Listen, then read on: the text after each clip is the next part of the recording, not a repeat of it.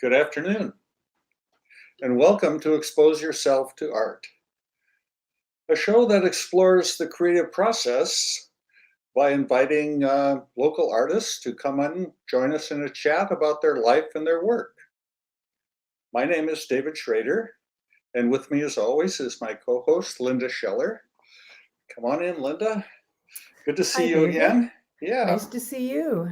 Say, did you enjoy the rain the other day? Oh, I thought it was wonderful. I loved it. Yeah. What was it like out where you live? A lot of rain or? No, not as much as I think you had in Modesto. Certainly not as much as at the coast and up north. About 1.5 inches total. But Yeah. for that one night, it just came down. So it was well It needed. felt good, didn't it? Mm-hmm. Yeah. Yeah. So what's new on the artistic front for you? Understand you got nominated for something? Yes, one of my poems was nominated for Best of the Net. West Trade Review nominated the poem that they had published earlier. So I'm keeping my fingers crossed. That would be quite an honor. And then I think I already mentioned the manuscript that was a finalist in a contest. So yeah, it's been a real Congratulations. nice couple of months. Things are happening for you. At Yeah. some point, we'll just have you on as the guest. Hey, I'd like Take a that. look at Thank it. you. Yeah. So before we start with today's guests, let's take a look at what's going on in our community from an artistic standpoint. This month's radio cavalcade at Prospect Theater Project will be a double feature. We'll have Suspicion by Alfred Hitchcock. Johnny's risky financial ventures cause Lena to suspect he's becoming involved in unscrupulous dealings and to fear he might kill her for her inheritance. Plus, the mysterious traveler, The House of Death, starring yours truly as Martha. Since moving to the country, Martha and Louise have noticed strange things. They become convinced that their niece and nephew are plotting their murder. So this Saturday, October 30th at 7:30 at the Prospect Theater. Tickets are a mere $10. So come on down. You can order your tickets at prospect.vbotickets.com. All right. We get to see you. All right. Yeah. So what's up next? Oh, Fright Night. Oh my gosh. Saturday, October 30th with amazing bands at the VMI building in Modesto. That's 1220 J Street. $10 entry. Doors open at 6. Costumes optional. VMI Rocks is a production studio and music school for all ages. So next, there we go. The Coven has been summoned to the State Theater on October 30th at 8 p.m. to entertain and captivate all the souls who will come from far and wide to be inspired and utterly amazed by the Glitter Coven and special musical guest, Modesto's own Effie Passero. This show will leave you spellbound with haunting visions of the neo-burlesque art form. Tickets starting at $20 can be obtained at thestate.org. Okay, and finally, CSU Stanislaus Music Department presents a fall cornucopia. A cornucopia of lightly staged scenes from opera, operetta, and musical theater will take place November 4th at 7:30 p.m. in Stan State's Snyder Hall. Tickets are free, but you must register online at csusstan.edu/events and agree to safety precautions. Aha. The concert will also be live streamed at csusstan.edu.music/live. Whoa, that was a mouthful. Anyway, time to move on here. So, our guest today, she has a special place for me because she's an art therapist and she runs the complementary therapy program for Memorial Hospital. And I say the special place is because in my distant past, when I worked as a therapist, I spent a number of years dabbling in the fine art of art therapy. So anyway, before I stumble around anymore, let's bring Galen Martin on and find out what's really going on in the world of art therapy. So come on in, Galen. Welcome. Thank you. Yeah, good to see you. Good to see you too. Yeah. So I've been mumbling on about art therapy, and I know that's where you are now, but maybe we can start back a little bit. So why don't we start out by having you tell us something about yourself and your background in art. So where can we start here? Well, we can start probably when I was, I don't know, about 4 or 5 years old, if you really wanted to. Sure, that's a good place. No, I won't bore you with all of those years, but art has always been a big part of my life, a part of my upbringing, a part of my family's past as well. There's a lot of artists in my family. So art's always been a part of things. And I've always been interested in it as well. I took to it during school years. While I didn't go into that for my degree. It's always been a part of my education. Whenever they would have school projects or anything creative, I would volunteer for it, or I would do whatever creative project they were asking us to do in school. You tempted us with this age 4 thing. So what happened at age 4? Oh, I can't say anything happened at age. Oh, no, you know what? Something did happen. Right around that age, I saw my first Bob Ross video on TV, and I wanted to paint. Like that, hands down. I said, I want to paint. And so my mom got me, I don't know if it was a canvas or a piece of paper or what, gave me my paintbrushes, and I wanted to paint. So Bob Ross was very formative in my early artistic years. Yeah. And as he is for many people, I think. Yes. I went to my son's house not too long ago, and there was a painting on the counter, and it was like, oh, who's the artist in the family? And it turned out my granddaughter had painted it, and no one knew that she had any artistic interest or talent. And so, naturally we asked, where did this come from? Mm-hmm. She said, I found Bob Ross online.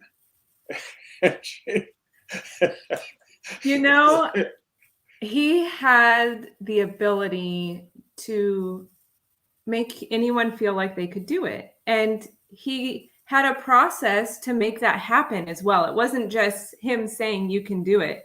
He said, let me show you how to do it. And so it made it less intimidating. I know for me, I saw it and I thought, well, I can do that. And even at a very young age.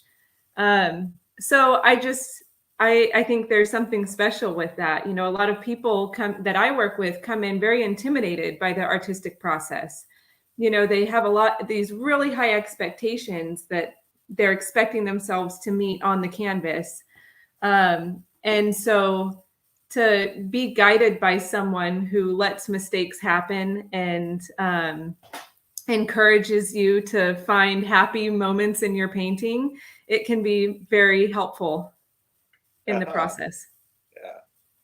You also made a statement, a little earlier that you didn't major in art school. What did you major in?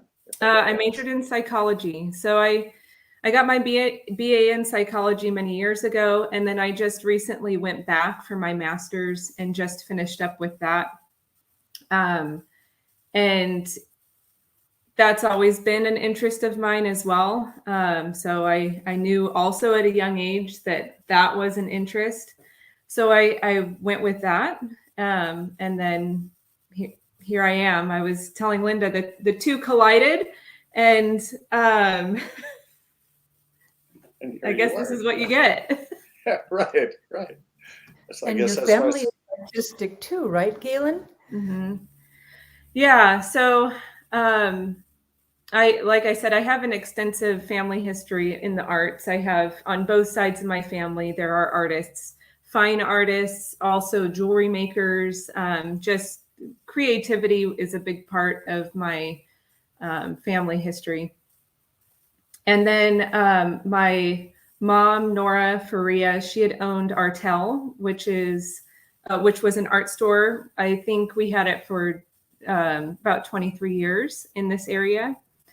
So at a very young age, I was involved in that, in kind of the retail side of things. And then I went to college, and then when I came back from college, I managed the store for about eight or 9 years or so. Ah, okay. So, okay, but the core of all this is the complementary cancer therapy program that you manage it at this point. You're the I am so my role is considered facilitator. So I facilitate the art therapy program. And so tell us about that. Please. How you got into this? I mean, you have this degree in psychology, and you kind of the artistic background. How did you get there? A lot of luck, Yeah. I would say, because I was, like I said, I was managing the store, and there was another facilitator who was running the program. Her name was Chris Ewell. And so she would come into the art store, and I was a big supporter of that program. It's always been a wonderful program, and I definitely wanted to support it by donating supplies or helping them with framing, just really help keep the program going. Well, not that I'm the one that was helping to keep it going, but we kind of helped one another. So she would come into the store a lot. So we started to connect. And then when she left the program, it all worked together. The store was closing at that time, and it was a lot of luck that came together all at one time to be doing what I really want to be doing, which is facilitating the art therapy program. Okay. Well, I understand that we have a video that kind of explains or sets the scene for this program. So maybe we can cue it up right now and take a look at it. And Great. then you can tell us about it afterwards. So Okay.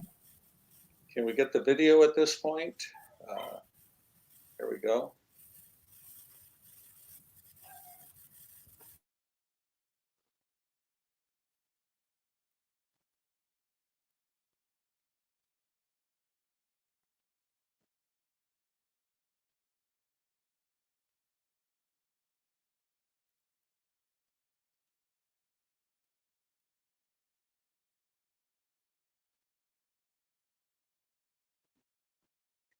Do we have sound with this?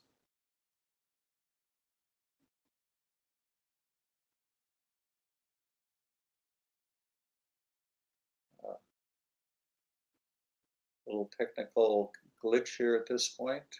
We can get, I guess,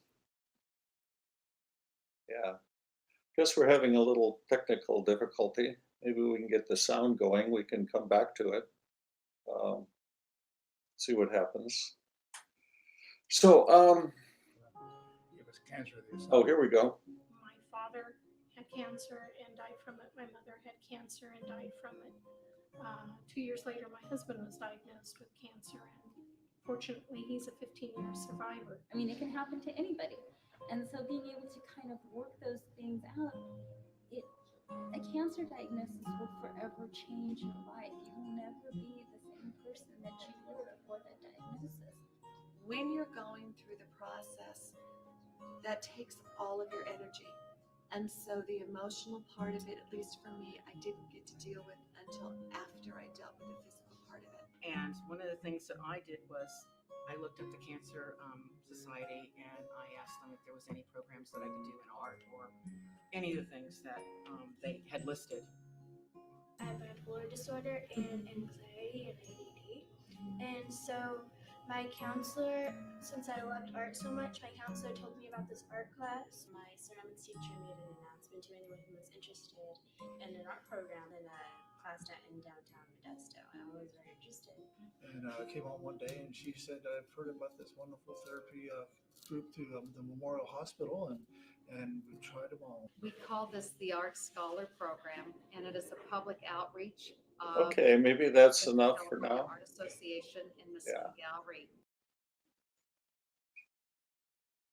So the sound was a little bit light there. Can you fill us in on some of these things they were saying, Galen, as a way of explaining the program?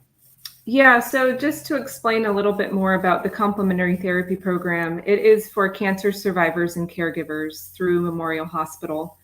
So and you don't have to be going through treatments at the moment. This can be a past diagnosis, past treatment. And it's a program for the community. You don't have to be a Memorial Hospital patient. And so really what the complementary therapy program aims to do is to holistically help the patients.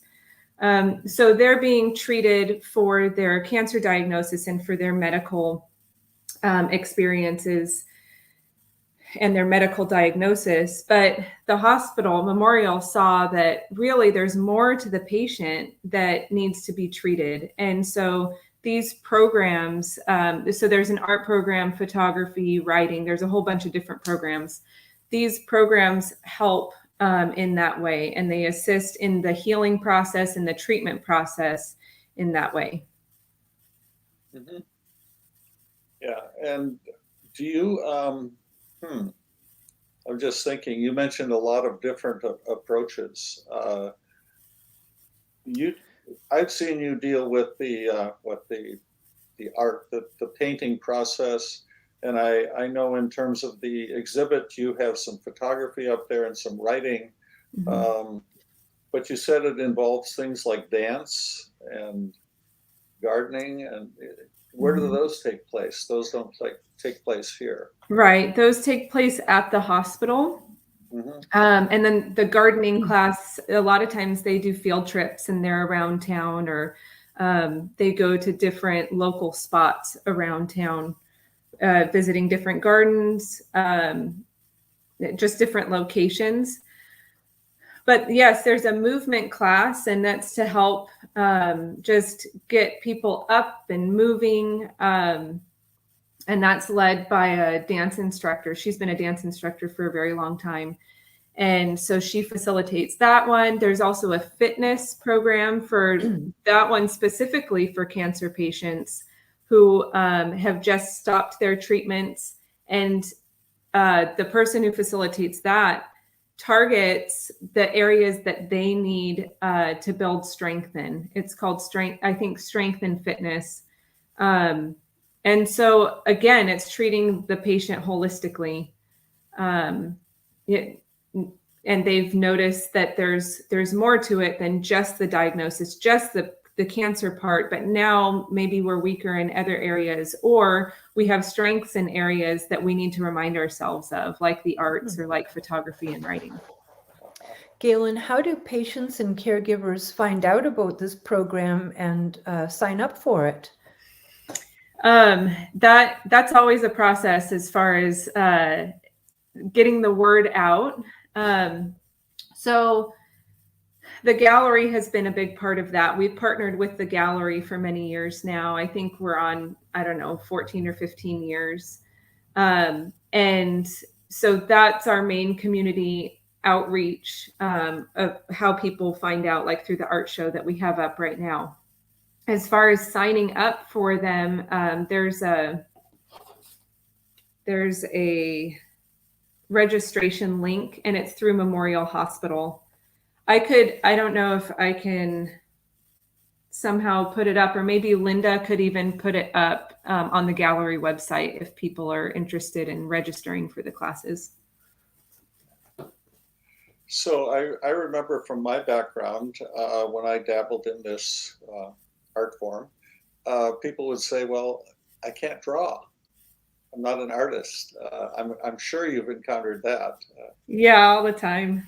Like I said, art can be intimidating. We have a lot of expectations of ourselves, and one thing I've realized is a lot of people have early experiences as kids in school of art being a negative experience because of comments made, or maybe just their own feelings about their art. So a lot of people come in with that, and on one hand, it makes me sad to think that, because art can be it can be a very free process, but I try to encourage. I don't know that that there's a good way around it, or to describe it, but I almost prefer when people come in and say, I don't have any art experience, and all I ask is that they're willing to try. And if they're willing to try, and if they're interested in experimenting, then great. Because there are so many different mediums. A lot of people come in saying, I can't draw. And I say, okay, well then let's paint, or let's work with some clay, or there are the amount of materials that are out there. I try and kind of find whatever works for that particular person. You know, perhaps it's not going to be a paintbrush or a drawing utensil or any of those. Maybe we should try something else, and that's okay. And it's all welcome. Again, it reminds me of my past when I worked with an art therapy mentor, and I asked the question, how do you define art therapy? And she said, match the medium to the person. Yes. You have to find out what the person, how they best express themselves, what needs to be expressed. And you just put it beautifully. Yeah. That's what you aim for. Yeah. I think that's a very important part of the process, because if they're trying to work with a medium that they just don't enjoy, then stop working with it. You know, just like if they're working with colors they don't enjoy, use colors you enjoy. And then maybe you can connect with your art in a different way. So yeah, I think that's a big part of it. How does it work? Is it like one-on-one, a patient with you, or a whole group that comes in and just goes to different stations? Yeah, I'm curious. I'm glad you asked that. So this particular process is a group process. And so we're all working together as a group. Now I do some instructional classes, because a lot of times people come in and they do say, I have no art experience. So it's hard to know where to start with that. So I'll do little workshops to where I am giving instruction, and we're all painting a similar thing together. I try not to do a step-by-step thing, but I generally approach it with a concept, and then they can make their original piece based off of that concept. So that's kind of that process. So we're in a group, but they're working individually. And then I'm there to help them individually, but it's not in I guess a traditional art therapy way. So I do want to kind of separate those two things. It's not that I'm in there working with an individual, working through things with them in a therapeutic way. It's more of an art as therapy approach. So the process is therapeutic for them in their own way, but it's not that I am trying to, treat them through the art as far as treatment goes, like you would in therapy. Does that answer your question, Linda? Oh, yes. Thank you. That was great. That's great. So Linda, I'm going to put you on the spot here for a minute.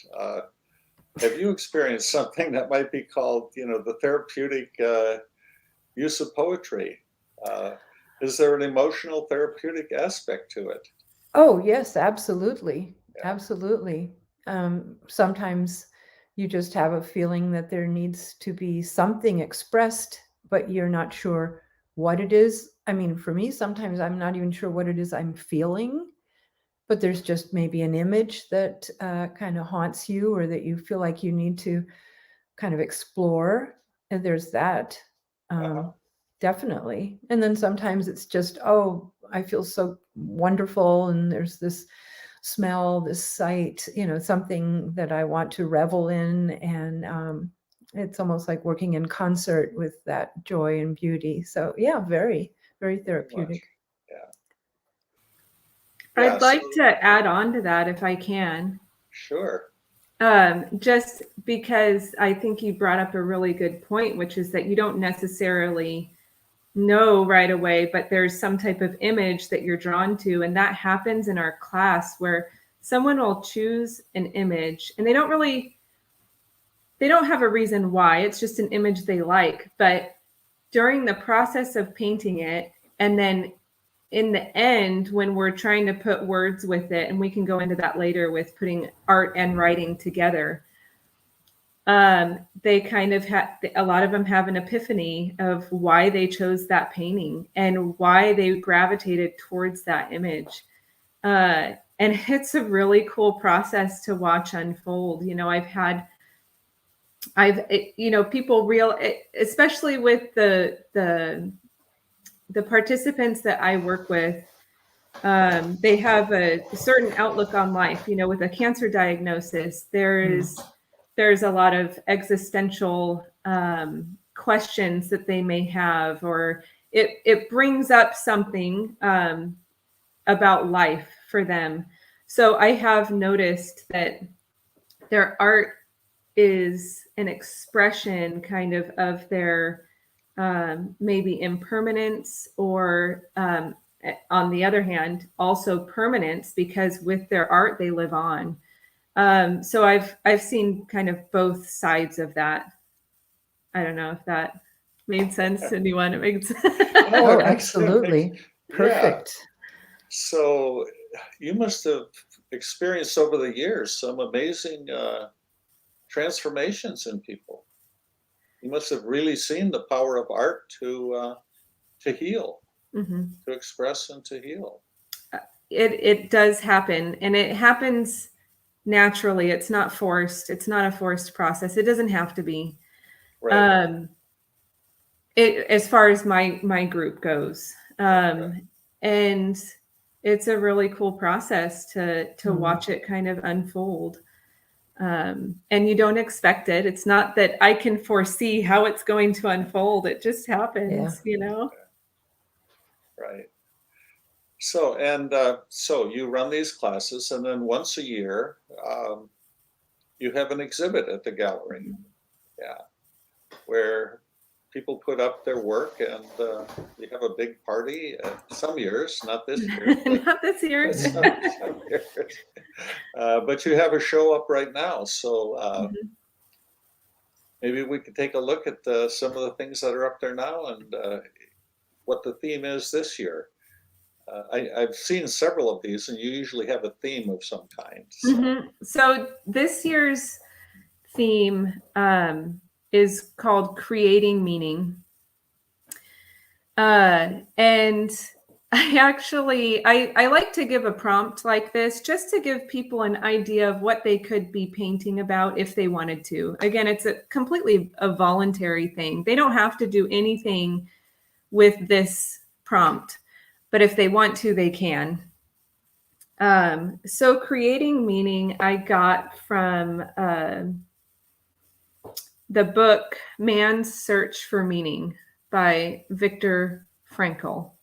And I thought that could be a good theme for this year, a good prompt for this year, especially with so many people wondering or dealing with life's experiences right now. Not just for our participants, but people in general right now. What is the meaning of all of this? And then additionally, how can I create meaning in my life right now? So I give this prompt and I basically say, take it however you want to take it, and go from there. It doesn't have to go in one particular direction. Creating meaning in your life can go in a whole bunch of different directions. So whatever it means to you. So that just gives a little bit of an example. For instance, the piece that's on there, this abstract piece, it's called Painting My Blues Away. by one of the participants in our class. Uh-huh. And that just the title itself gives you an idea of possibly what the artist was trying to express with this painting. Right. So yeah, that just gives you a little bit of an idea.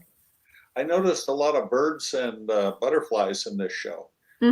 So this is a carryover from last year. I do group projects every year. And when I say group projects, it's stuff that the whole class or anyone who wants to works on together. Well, that was going to be difficult last year because everything was was distance. So we were doing things on a screen in our homes. We weren't together as a group. So I thought, how am I going to make this happen? How am I going to do one of these group projects? So what I did is I gave a prompt and we use a lot of symbolism in our class. So birds have a lot of symbolism, and different types of birds will mean different things. So again, I just gave the prompt of let's think about birds and what they symbolize to us. And so then they got to choose the type of bird and how they wanted to display it. I said, think of a bird in a cage versus not in a cage. How do you guys feel right now being stuck at home? Do you want to put your bird in a cage, or would you rather them not be caged? And we have very strong strong differences in everyone's artworks, because I think there's even a piece called "No Caged Bird for Me." And so she said, nope, I'm not caging up my bird. So I loved that. I love this part of the process, and being able to see that in their artwork. So the individual pieces, there's, I think, 18 of them. Those were all done by individual people. While collectively it made for a group display, they were done in their homes, away from the group. Yeah. So here are some of the pieces. They chose their own birds. Some of them chose to write about their pieces. So it's up at the gallery right now if you're interested in going and looking at it. Okay. So, but there is a centerpiece here. Yeah. Did and everybody so work on that? the centerpiece, there was a group that worked on it. I'd say about 15 people. And this was taken, actually, the concept of it was taken from the book, The Man's Search for Meaning. On the front of the book, there is I think it's a swallow is the type of bird. But there's this bird on the front cover. And I thought, how can we create a meaningful piece of artwork and that we could bring together everyone's meaning into one piece? And so the nest in this piece is created out of meaningful quotes that our participants live their life by.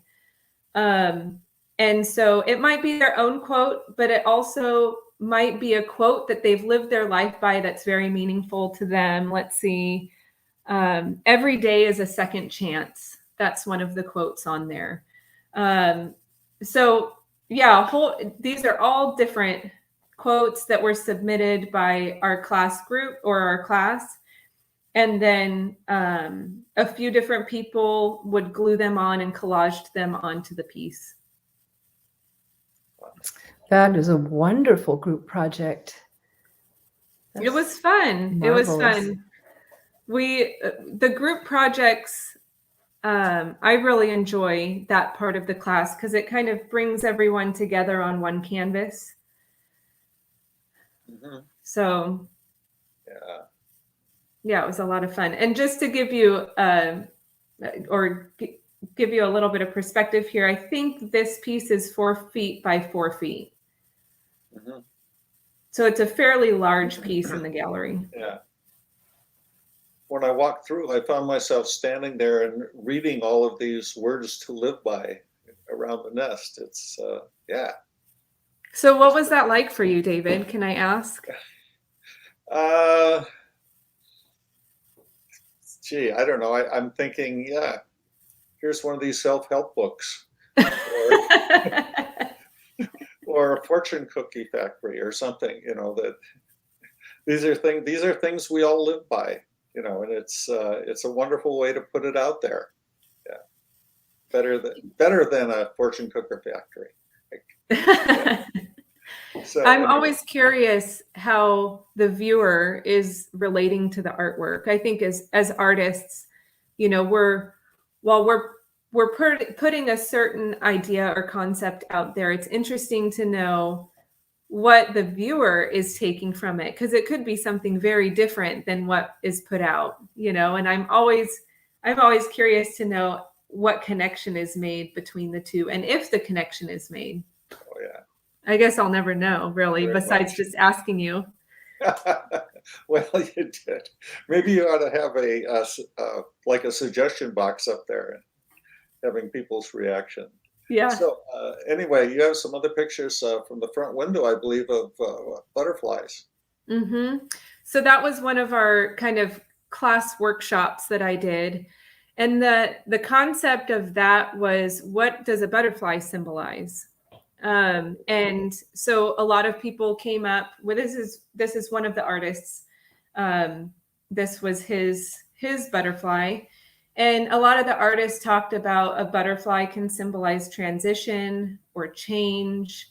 There's a lot of stuff. We just kind of throw those ideas around in the classroom of what this would mean to you. And they don't have to say it out loud. This could just be a concept that you come up with and you don't want to share, and that's fine too. And then to take it further, I talked about having the different sections on your butterfly's wings, maybe representing different parts of you or parts of your life that you've been through. And again, that's for them. That doesn't necessarily mean that the viewer knows what that means, but it allows someone to connect with their artwork and to think about their life maybe in a different way. So this one, I do want to talk to this one a little bit. And maybe you could pull up the writing that goes along with it. So we do art writing. So if somebody wants to, they can write about their piece. And I thought this was a great concept. You never know what someone's going to take with the prompt or with the theme or anything that's going on. And this particular artist, this is what, how he felt about the kind of the butterfly and what it meant to him. So he has the butterfly effect. And it has to do with the metaphor for chaos theory, that the flapping of a butterfly's wings in Brazil can cause a tornado in Texas. So, you know, it talks about the ripple effect. So he says, the point is simple. Slight changes in the initial conditions of any system can completely alter the eventual result. And that's the butterfly effect. And I liked his last paragraph here. He says, and in doing so, we alter the conditions of the world. We are not simply like the butterfly who changes the weather by flapping its wings. We are the butterflies. We change the universe as much as the universe changes us. The flapping of our wings, so to speak, sends ripples across the fabric of the world and changes the future of everything. Wow. Oh, that's beautiful. Yeah. Yeah. So art is the medium that takes you into these wonderful places within yourself. Yeah. Mm-hmm. Have you reflect on your life and the world? Wow, it's impressive. I see some more writing in one of the pictures above there too. Yeah, I'd like to talk about this piece a little bit more. And this is just another example of the artist's experience and why they may have chosen this particular piece of artwork or this image to paint. Because at first glance, you would see, you know, a landscape with an old fence that's open and a pathway. But ultimately, what is this telling you? You know, what, as the viewer, how are you experiencing it? And the writing that goes along with it tells you a little bit about how the artist experiences it. So the writing, this one's called The Weathered Path to Hope. As a storm is brewing in the distance, fear sets in and darkness surrounds me. The cold wind forces the ice tree limbs to break. Oh, how my heart aches. I'm faced with the old weathered fence falling down. Now I am feeling a sense of despair as I fall to the ground. I pick myself up and I look around. I can't let this uncertainty keep me down. I see a path, not sure where it ends. I will follow it in hope that it will change the state of mind I'm in. So again, I'm not going to speak about this because I'll let the words speak for the artists themselves, but this just gives you a glimpse at how the artist is connecting with their artwork. And also I do want to say the only reason I'm showing these pieces here is because it's up in a public venue in the space. I'm not sharing anything that they've done on their own, that's private to them. These two pieces are up right now in the gallery to be viewed. So you're welcome to go in and read the writing and the pieces along with it. Right. I just wanted to put that out there. No, that's an important issue, that people get into some very private, personal kinds of things, and it's up to them as to whether they want to share it. Mm-hmm. Yeah, and so they have both shared these in the gallery, and they are for display right now. On display right now. So up above, I see some more pictures that I believe they were group projects. Maybe. So this is a group project. This, and to give you an idea of how large this is, I think it's about 7 feet wide by 4 feet tall. It's a fairly big piece. And each person did a canvas. So these are all 8 by 10 canvases. And together, when put together, so a lot of times I'll have the kind of a template, a very simple drawing out of the overall finished piece, but then they go in and they paint on each piece with some direction as far as we're all using the same palette of colors. And so this is an example of kind of our group piece and bringing it all together. It's actually hanging up on the oncology unit in the hospital. So I'm really happy to have our pieces and the patient's pieces also up in the hospital as well. Very powerful statements. Yeah, this is the Lotus Flower, which again it's very symbolic of rebirth, new beginnings. The Lotus Flower also grows from very murky waters. And so to have such a pristine, beautiful, natural thing come from such dark, murky waters, there's a lot of symbolism just with everyone's lives. Whether or not you're a cancer patient, I think a lot of people can relate to that concept. So that's kind of when I choose certain concepts or ideas, that's what I go with. It's not just a random, oh, this is a pretty image, let's use it. There's usually some meaning behind it. Yes, there is. And since you choose very often the themes, right? Yeah. While I do set the theme, I wait until our group has been together for some time. So each year, say we start in January, I wait to see what's unfolding that year and to see what direction everyone's heading in. Because if I say this is what we're doing and this is how we're going to do it, that's not very therapeutic at all. Right. So I like to see what are people wanting to do and what is kind of a common thing that everyone's experiencing right now, and how could we benefit from doing something artistically that could encourage us to maybe move in a different direction or think deeper about whatever we're going through. Do these themes and ideas also inspire you to create your own art, maybe later? So that's a good question. That's a really good question. I would say, if anything, they inspire me to come up with more group projects. I mean, that's what I really enjoy. They do inspire me in my own art, but I enjoy this process more than my own artistic process.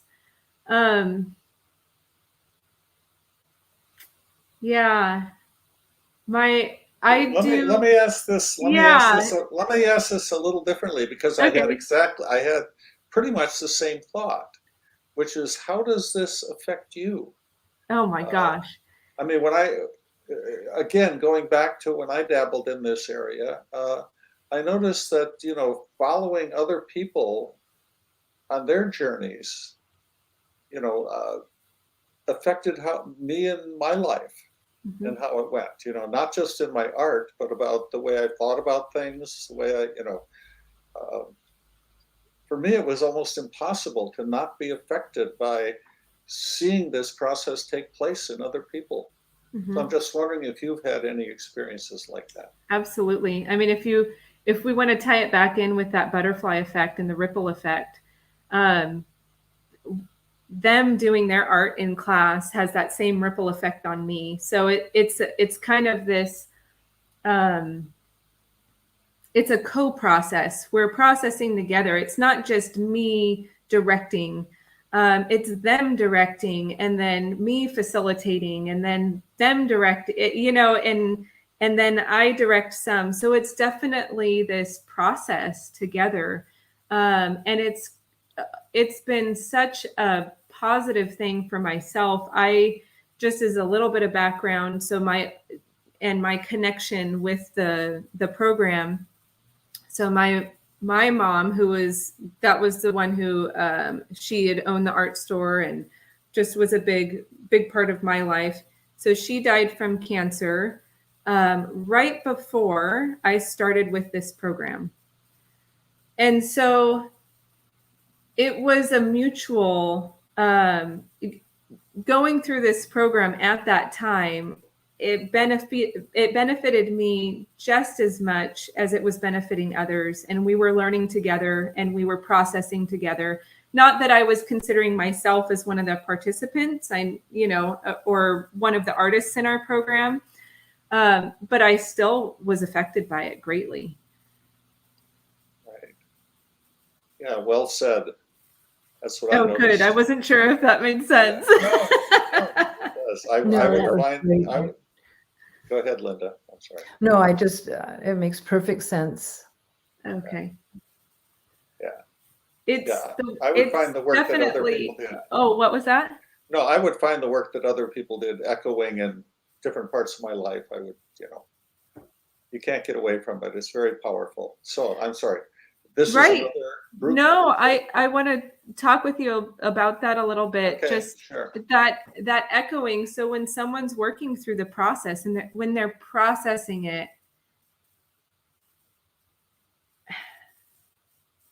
how you're, again, even though you were working with them as their therapist, you're still the viewer of their artwork.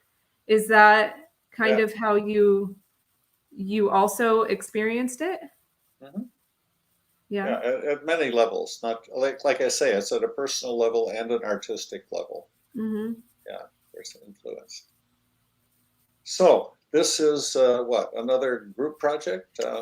Another group project. So if you can see in the background, so in the greens in the back behind the waterfall, there's slight squares, there's lines.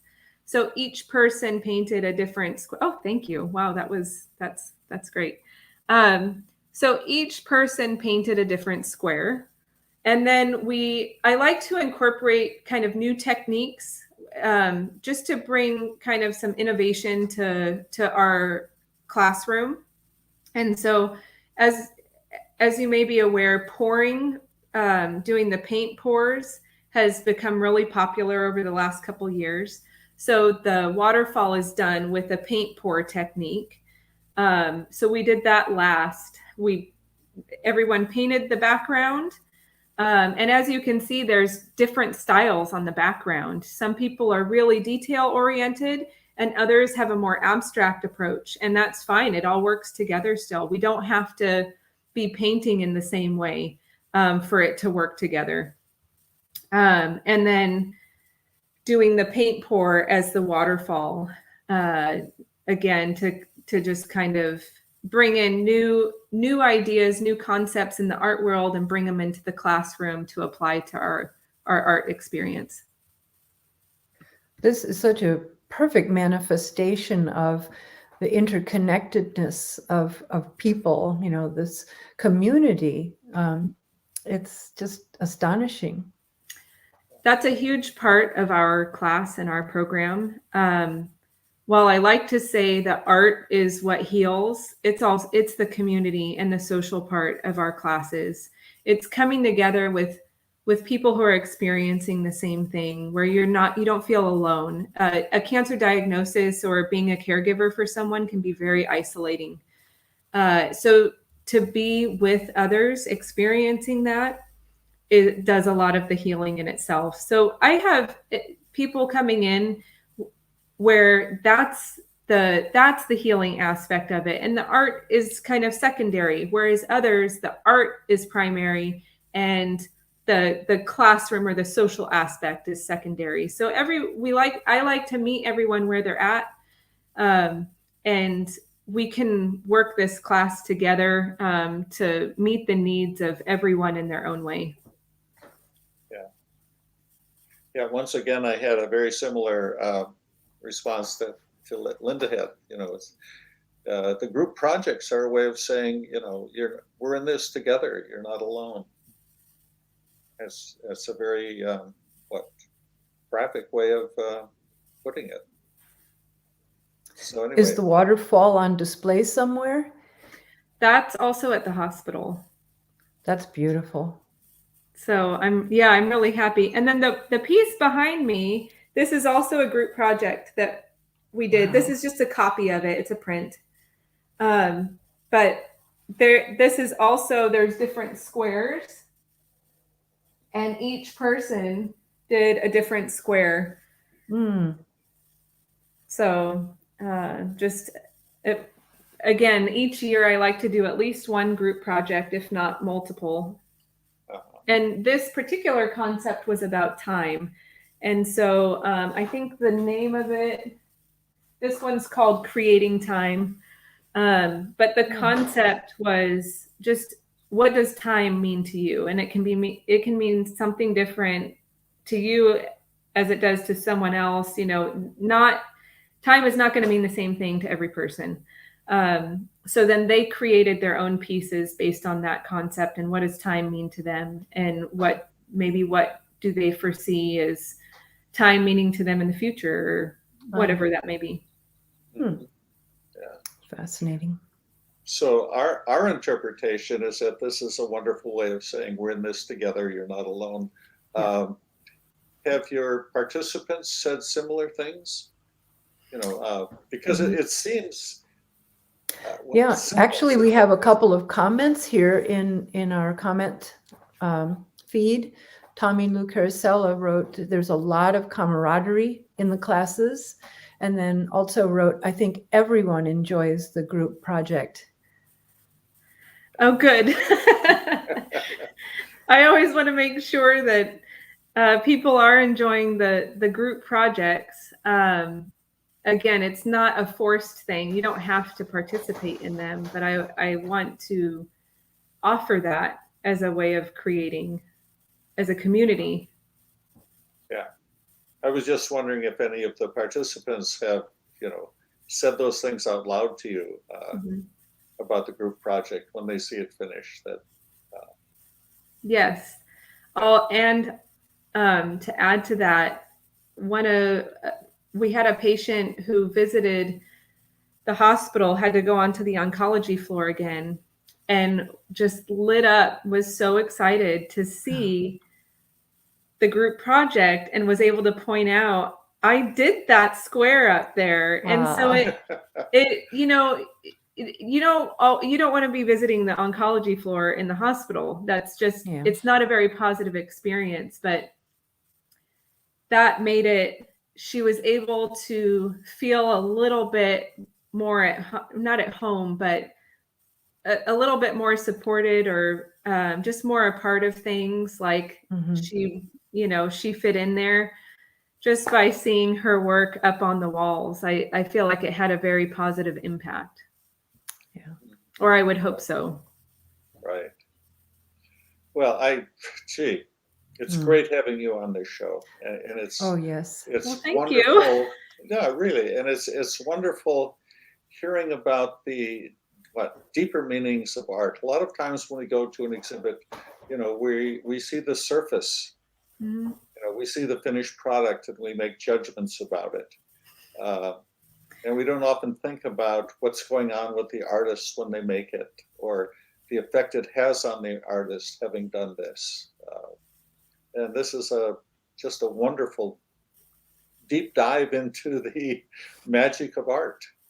So. I love how you said that, and I think that's where the connection between psychology and art comes in. What's underneath the art?